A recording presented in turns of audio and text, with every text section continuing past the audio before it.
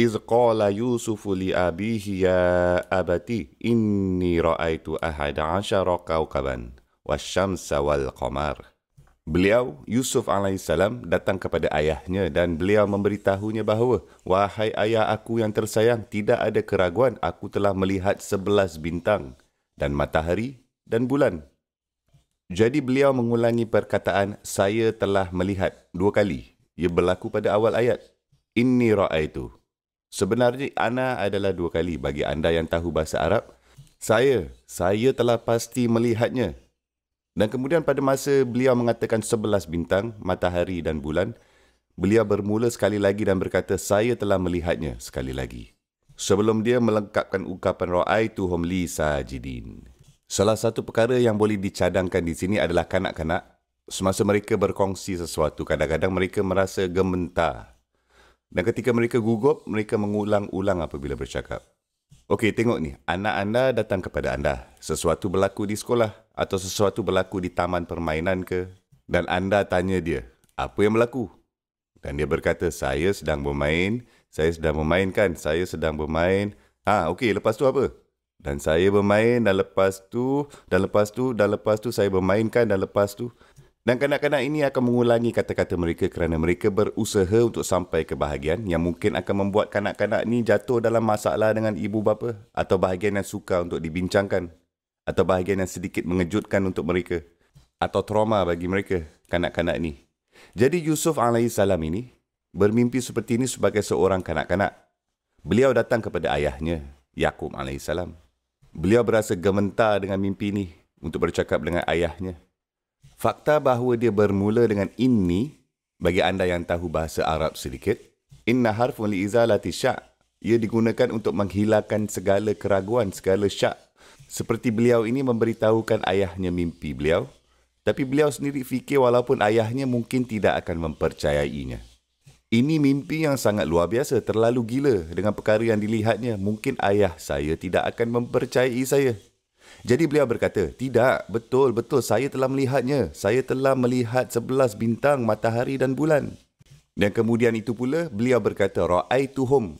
Bahasa yang sangat pelik. Dalam terjemahan bahasa Inggeris ayah ini, mereka mengatakan, saya melihat mereka sujud di hadapan saya. Maksudnya, saya melihat bintang, matahari dan bulan buat sajdah kepada saya. Tetapi bahasa Arabnya sangat berbeza. Perkataan ra'aituhum, kata ganti hum yang diterjemahkan mereka, tidak digunakan untuk objek yang tak bernyawa. Sekiranya ia untuk bintang dan bulan, 2 pilihan dalam bahasa Arab adalah ra'aituhunna lisajidat atau ra'aituha lisajidah. Tapi sebaliknya dengan cara beliau bercakap menunjukkan bahawa beliau sudah tahu yang ini sebenarnya bukan bintang, matahari dan bulan. Sebaliknya sebenarnya ia adalah orang. Kerana perkataan yang beliau gunakan adalah perkataan yang digunakan dalam bahasa Arab hanya untuk orang. Ini adalah li zawil uqul, untuk orang yang mempunyai akal. Jadi ketika beliau mengatakan ini kepada ayahnya, mereka buat sajdah kepada saya ke? Mereka sujud kerana saya ke? Mereka jatuh ke tanah? Dan inilah bahagian yang beliau anggap sangat mengejutkan. Dan ayahnya mendapati ketika beliau bertindak balas kepadanya menyedari cara bahawa anak lelaki itu memberitahunya mimpi itu, cara beliau membawa dirinya dengan kenyataan ini menunjukkan anak ini sangat pintar. Bukan sahaja beliau melihat mimpi istimewa, beliau juga dapat mentafsirkan semuanya sendiri dengan cara yang dijelaskannya. Jadi tafsiran itu sudah berlaku. Melihat mimpi sahaja bukanlah satu pencapaian, tetapi melihat mimpi dan kemudian mempunyai kecerdasan dan pandangan dan kebijaksanaan untuk mengetahui maksudnya, itu adalah satu pencapaian yang cukup luar biasa. Allah Subhanahu wa Ta'ala memutuskan untuk mengetengahkan dialog yang satu ini antara Yusuf alaihissalam dan ayahnya Yaqub alaihissalam. Dari semua perkara yang boleh dia Subhanahu wa Ta'ala ketengahkan, dia Subhanahu wa Ta'ala mengetengahkan dialog ini. Daripada apa yang anda fikirkan adalah peristiwa besar hanya perbualan kecil. Dan dalam perbualan ini, Yusuf alaihissalam hanya meluahkan mimpi yang dilihatnya, tetapi ayahnya mengesahkannya dengan segera. Pertamanya, beliau memberi amaran kepada anaknya. La taqsus ru'yaka ala ikhwatik, fayakidu laka kaida. Jangan bagi tahu mimpi ini yang kamu lihat kepada abang-abang kamu. Yusuf alaihissalam sudah tahu. Yaqub alaihissalam sudah tahu. Mimpi ini ada kaitan dengan abang-abang kamu. Jangan bagi tahu abang-abang kamu. Saya tahu mereka adalah sebahagian daripada mimpi ini. Kamu juga sudah tahu. Jangan bincangkan perkara ini dengan abang-abang kamu. Mereka sudah mempunyai masalah cemburu. Mereka akan merancang sesuatu terhadap kamu. Okey, sekarang, dia seorang anak. Kadang-kadang anda berkata, kita tidak boleh melakukan perbualan negatif di hadapan kanak-kanak. Kita harus melindungi mereka. Tapi kadang-kadang adalah satu kepentingan untuk mereka mengetahui siapa yang baik untuk mereka dan siapa yang tidak baik untuk mereka. Pakcik mana yang harus dijauhkan? Abang mana yang kadang-kadang sepatutnya kamu menjauhkan diri daripada? Bukannya setiap keluarga yang perfect, yang ideal. Dan kadang-kadang ibu bapa tidak mahu mendengar kadang-kadang kanak-kanak datang dan berkata pada anda, adik buat ini, kakak buat itu, atau yang ini, atau yang itu. Dan anda pula berkata, alah tak mau dengarlah. Berhenti cakap. Saya tidak mahu berurusan dengan apa-apa. Anda tahu seorang rakan saya pernah berkata dulu, dia asal dari Algeria. Mereka mempunyai sistem keluarga yang tinggal bersama. Jadi mereka mempunyai laki yang tinggal di situ, isterinya tinggal di situ, anak-anak mereka tinggal di situ, saudara mara tinggal di situ, isteri dan anak-anak mereka terdapat seperti 30 anak di rumah tu. Dan ada seperti 4-5 pasangan yang berbeza dan mereka semua bergaduh. Semua jenis drama berlaku sepanjang hari di rumah. Tapi apabila atuk balik rumah dan semua orang gembira secara tiba-tiba, semua orang relax saja, semua masalah hilang kerana datuk mempunyai polisi. Sekiranya ada yang bertengkar, saya akan membariskan anda semua dan menampar anda semua. Kena tampar semua. Bapa, ibu, anak-anak, semua orang kena tampar. Ideanya ialah kadang-kadang kita tidak mahu mendengarnya atau kita tidak mahu menangani konflik yang wujud. Kadang-kadang ada ahli keluarga kita yang mempunyai masalah kemarahan, yang mempunyai masalah cemburu, yang mempunyai masalah kasar bahasa. Kadang-kadang mereka mempunyai masalah penderaan fizikal. Kadang-kadang mereka mempunyai masalah penipuan dan pembohongan. Mereka mempunyai ini semua. Orang mempunyai masalah. Dan siapa yang lebih mengenali keluarga selain daripada keluarga sendiri, kan? Oleh itu, jika anda perlu berjaga-jaga dengan seseorang, kadang-kadang anda mesti berjaga-jaga dengan adik-beradik sendiri. Ini berlaku. Dan ayah ini, Yaqub AS, mempunyai akal untuk mengetahui. Dengar, kamu perlu berjaga-jaga tentang abang-abang kamu. Jangan naif sangat. Anda masih muda, mereka lebih tua. Tapi jangan berbual perkara seperti ini dengan mereka. La tuqsus ru'yaka ala ihwatika. Mereka mungkin menyakiti kamu dalam beberapa cara dan itu bukan kesalahan mereka sepenuhnya. Inna syaitana lil insani aduwwum mubin. Iblis adalah musuh yang cukup besar, musuh yang cukup terbuka untuk manusia. Iblis bukan hanya di sini antara anda dan orang-orang asing. Syaitan mahu merosakkan hubungan keluarga. Dia mahu menciptakan permusuhan antara abang dan abang, abang dan kakak, ayah dan anak, ibu dan anak perempuan, ibu dan anak, dan lain-lain dan sebagainya. Hubungan keluarga ini adalah tempat syaitan yang aktif, yang paling aktif. Itulah yang ingin dia hancurkan terlebih dahulu. Apakah kaedah terbaik untuk memusnahkan umat manusia? Kan? Hancurkan unit yang menyatukan manusia, sebuah keluarga. Jadi syaitan ini paling aktif dalam sesebuah keluarga. Dia paling aktif antara ibu bapa dan anak-anak. Dia paling aktif antara suami dan isteri atau adik-beradik. Di situlah dia paling aktif. Ikatan darah ini atau ikatan suci ini. Itulah yang dia mahu hancurkan terlebih dahulu. Sekiranya ini musnah, apa yang tinggal dari kemanusiaan? Kan? Kemudian dari situ semuanya hilang. Perlindungan yang dibawa keluarga hilang. Jadi iblis ini berjaya dalam rancangannya, faham? Perkara pertama yang Yaqub AS katakan kepada anaknya Yusuf AS adalah apa yang perlu diberikan perhatian. Dan dari situ lagi sesuatu yang kita pelajari mengenai kita dan anak-anak kita. Kita harus memberi amaran kepada anak-anak kita mengenai perkara yang harus mereka berhati-hati pada. Dan kita juga harus memberi amaran kepada anak-anak kita tentang orang dalam keluarga kita yang kadang-kadang mungkin toksik. Itu penting. Ini sebenarnya sunnah seorang Nabi sekarang.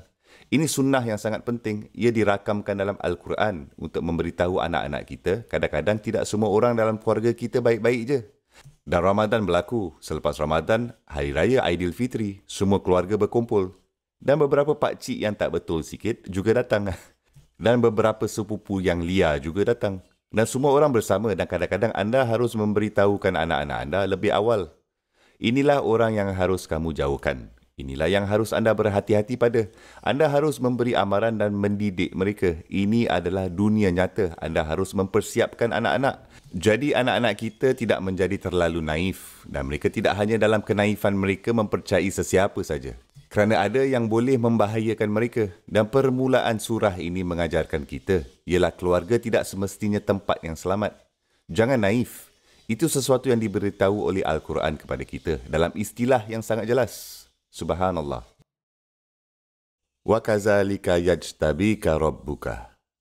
Begitulah cara Allah telah memilih kamu. Rabb kamu. Rabb yang memelihara kamu telah memilih kamu. Ijtiba dalam bahasa Arab digunakan apabila seseorang dipilih untuk sesuatu berdasarkan kemahiran yang mereka ada. Berdasarkan beberapa kelayakan yang mereka ada. Untuk memberikan anda contoh, jika saya pergi ke kedai dan pilih baju biru, saya boleh pilih baju putih, saya boleh pilih baju hijau, tapi saya pilih baju biru. Itu bukan ijtiba, itu istifa. Tetapi apabila anda mahu mengambil seseorang untuk kerja, semasa anda mengambil tukang masak untuk restoran ke, anda cari tukang masak yang terbaik, kan? Anda tidak hanya mengatakan lelaki ini pakai baju biru, jadi dia dapat kerjalah. Bukan itu caranya, kan? Anda mesti ambil tukang masak yang terbaik. Itu dipanggil ijtiba. Jenis pilihan yang tepat untuk jenis pekerjaan yang betul. Oleh itu, apabila seseorang berkelayakan untuk melakukan kerja dan anda memilihnya, atau walaupun anda repair kereta ke dan anda memerlukan alat tertentu, anda memilih spana yang betul untuk jenis skru yang betul, kan? Apabila anda membuat pilihan yang tepat, itu yang dipanggil ijtiba. Apabila beliau menggunakan perkataan ini untuk Yusuf AS, beliau memberitahu anaknya, kamu mempunyai kemahiran, kamu mempunyai kualiti yang baik dalam diri kamu. Dan kualiti itu adalah asasnya di mana Allah Subhanahu Wa Taala memilih kamu untuk tugas yang special. Dan kemudian dia mula memberitahunya bukan hanya kemahiran apa itu. Wa yu'allimuka min ta'wilil ahadis. Allah akan mengajar kamu. Nampaknya Allah akan mengajar kamu bagaimana mentafsirkan semua jenis ucapan dan kata-kata. Bukan hanya mimpi. Kamu boleh dapat mengetahui semuanya apa orang kata dan juga yang tersirat di sebalik apa yang orang katakan. Kadang-kadang kan orang mengatakan satu perkara tetapi ada sesuatu di belakangnya, kenyataan yang lain di sebalik kata-kata itu. Dia Subhanahu Wa Taala akan menjadikan kamu sangat pintar untuk menganalisiskan ucapan kata orang. Wa yu'allimuka min ta'wilil ahadis wa yutimmu ni'matahu 'alaika. Allah akan menyempurnakan nikmat-nikmatnya ke atas kamu. Maksudnya kamu mempunyai masa depan yang sangat hebat di depan kamu. Kamu mempunyai masa depan yang sangat-sangat hebat di hadapan kamu ni. Sekarang ini adalah perbincangan ayah memberi kepada anaknya itu. Allah telah memilih kamu. Kamu mempunyai kemahiran special. Lepas tu kamu akan belajar mentafsirkan semua jenis ucapan. Kamu sangat pintar. Allah akan selesaikan nikmatnya. Aku yakin Allah mempunyai rancangan masa depan yang baik untuk kamu. Kemudian beliau berkata, Kama atammaha ala abawaika. Dan masa depan yang sama kesempurnaan nikmat Allah yang Allah berikan kepada keturunanmu Ibrahim dan Ishak. Maksudnya, kamu adalah sebahagian daripada warisan yang membanggakan. Kamu akan membuat keturunan kamu bangga. Beberapa perkataan ini sangat penting. Mengapa saya mengetengahkan kata-kata ini? Kerana tidak lama selepas perbualan ini, Yusuf AS telah diculik. Dan tidak lama selepas itu, beliau tidak akan berjumpa dengan ayahnya lagi. Seluruh masa mudanya, masa kecilnya akan dihabiskan dalam keluarga bukan Islam. Beliau akan menjadi hamba dalam keluarga bukan Islam. Tidak ada pengaruh Islam langsung. Beliau tidak akan pergi ke sekolah Islam pun. Beliau tidak akan mempunyai akses ke masjid. Beliau tidak akan mempunyai apa-apa persekitaran masyarakat Islam. Beliau akan berada di Mesir, Egypt, di mana mereka sebenarnya tidak menyembah Allah. Dan beliau akan tinggal di rumah ahli politik. Jadi jika rumah orang biasa, anda mungkin tidak melihat semua rasuah itu. Tetapi beliau tinggal di rumah ahli politik yang mempunyai isteri yang tak betul sangat di atas semua itu. Dan beliau seorang hamba tanpa pengawasan moral dari seseorang dewasa. Hamba kan mereka melayani tuan mereka dan melakukan apa saja. Tapi pada masa lapang mereka, mereka bebas melakukan apa saja yang mereka mahukan. Sekurang-kurangnya, jika untuk kanak-kanak, mesti ada semacam bimbingan ibu bapa kan. Di sini tidak akan ada bimbingan ibu bapa. Tidak akan ada bimbingan masyarakat. Masyarakat adalah persekitaran yang buruk. Dan by the way, setelah menghabiskan beberapa tahun dalam persekitaran negatif itu, beliau akan dituduh, difitnah. Dan beliau akan dipenjara selama beberapa tahun. Dan persekitaran positif seperti apa yang ada di dalam penjara, kan? Orang-orang yang macam mana beliau akan bercampur dengan, kan? Beliau berada di sekitar penjenayah selama beberapa tahun. Beliau tidak akan berada dalam suasana positif yang akan memupuk kepribadiannya dan bawa beliau kebaikan. Okey, apa yang kita pelajari adalah tidak kira apa persekitaran negatif yang beliau mendapati dirinya berada, beliau dapat berpegang pada agamanya. Beliau dapat bertahan dengan kekuatan imannya. Tapi semua dari apa? Dari kata-kata yang mengesahkan yang ayahnya berikan kepadanya semasa kecil. Ketika ayahnya memberitahunya bahawa kamu mempunyai masa depan yang cerah, Allah telah memilih kamu. Allah telah memberi penghormatan pada kamu. Allah telah memberi kamu status yang istimewa. Allah melihat sesuatu di dalam kamu. Kamu mempunyai masa depan yang cemerlang. Semasa beliau menyerapkan semua kata-kata ini dari ayahnya semasa kecil, beliau dapat mengambil cahaya itu dan tidak kira apa kegelapan yang mengelilinginya, ia tidak membuatkan situasinya gelap atau beliau berada dalam kegelapan.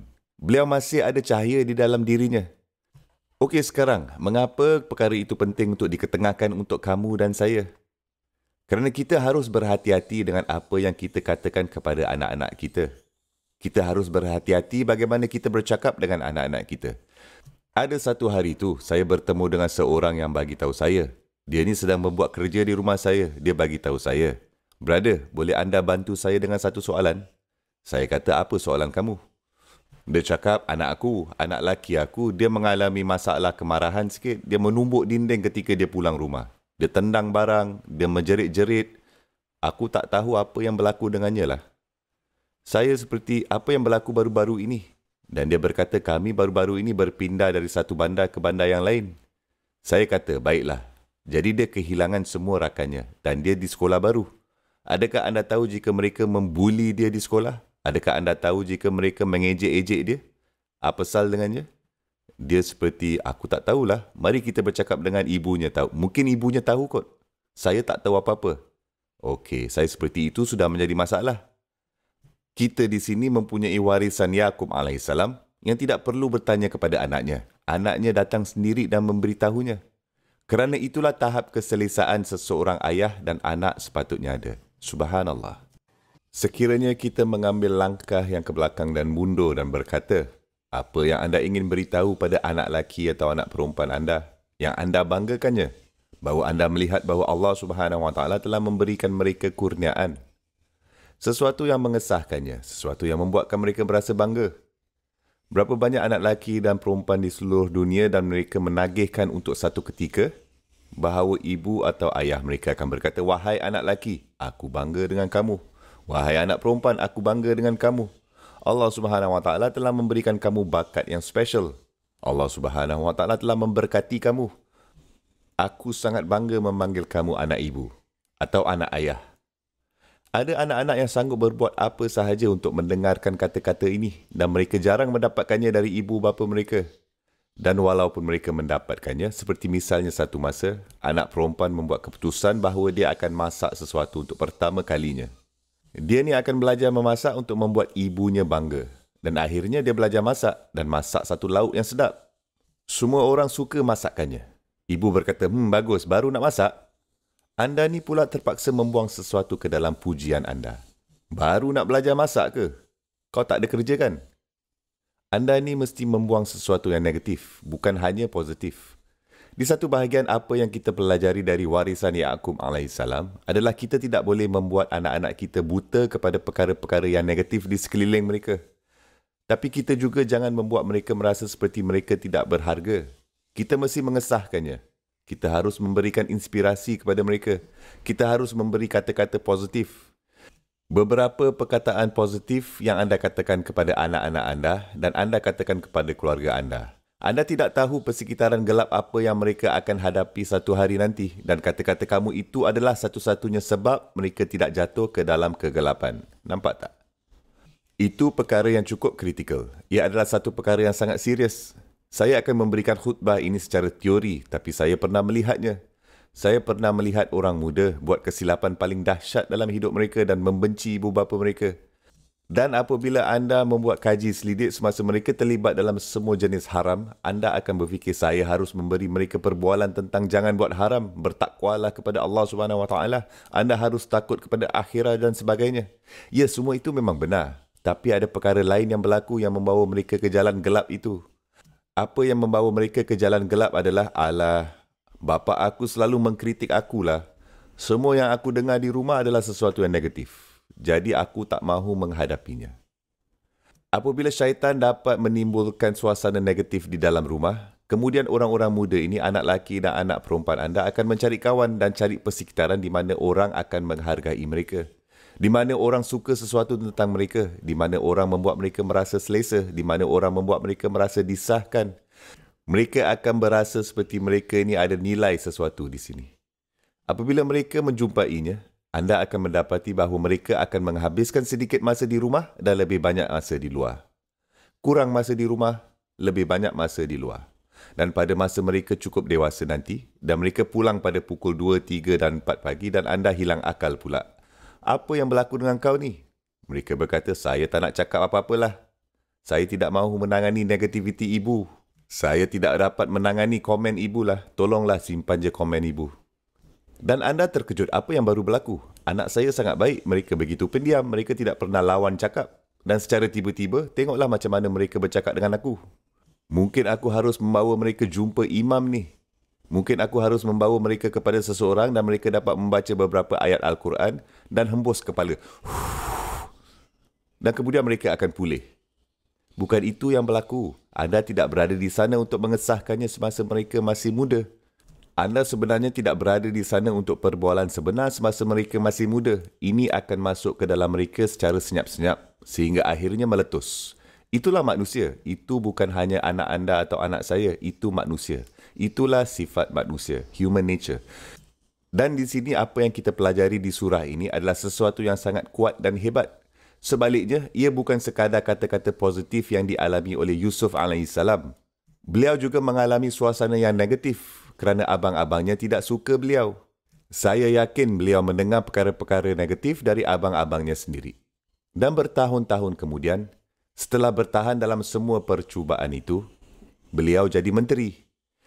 Dan abang-abangnya berdiri di hadapannya. Dan mereka tidak tahu itu adik mereka yang mereka cuba bunuh dulu.